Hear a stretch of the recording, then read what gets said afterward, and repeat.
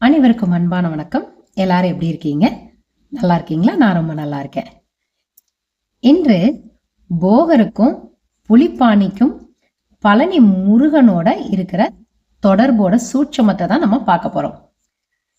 இந்த தமிழ் சித்தர்களுடைய உலகத்துல போகர், புலிப்பாணி இவங்க ரெண்டு மாபெரும் சித்தர்களும் முருகனுடைய நவபாஷான சிலைய வடிவமைச்சதுல ரொம்ப தனித்தன்மையோட விளங்குறாங்க. போகருடைய ஜென்ம நட்சத்திரம் பாத்தீங்கன்னா பரணி. பரணி நட்சத்திரத்துக்கு விசாகம்ங்கிறது சாதக தாரை. சாதக தாரைனா என்ன? உயர்ச்சி, மோட்சம், ஆன்மீக சித்தி, இதெல்லாம் அவங்களுக்கு கிடைக்கிறதுக்கான வழி.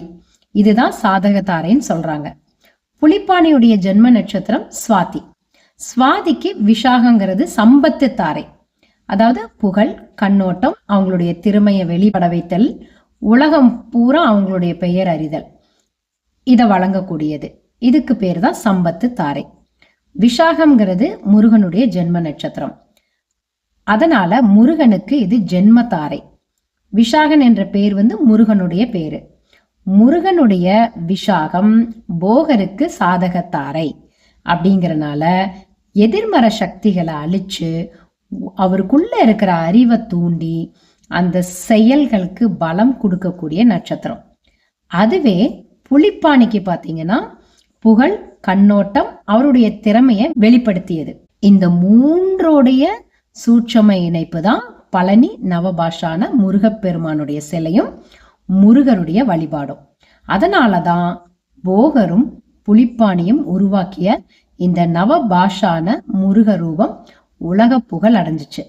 பரணி நட்சத்திரத்துல பிறந்தவர்கள், சுவாதி நட்சத்திரத்துல பிறந்தவங்க பழனியில முருக வழிபாடு செய்தால் அவங்களுடைய புகழ் உயரும், வாழ்க்கையில இருக்கிற தடைகள் நீங்கும், அவர்களுடைய திறமைகள் பிரகாசிக்கும், அவர்களுக்கு ஆதரவு கிடைக்கும், ஆன்மீக சக்தி வளரும், குரு அருள் அவங்களுக்கு கிடைக்கும், அவங்க பெயர் உலகம் பூரா அறியப்படும். பரணி மற்றும் இந்த சுவாதி நட்சத்திரக்காரங்க முருகன் அருளால வெற்றி பெறதுக்காக பிறந்தவங்க. நவபாஷான முருகனினுடைய சக்தி இந்த இரு நட்சத்திரங்கள்லயும் பிறந்தவர்களுடைய வாழ்க்கைய ஒரு உயர்நிலைக்கு எடுத்து செல்லும். இது ஒரு மிக பெரிய தெய்வீக ரகசியம். நன்றி, வணக்கம்.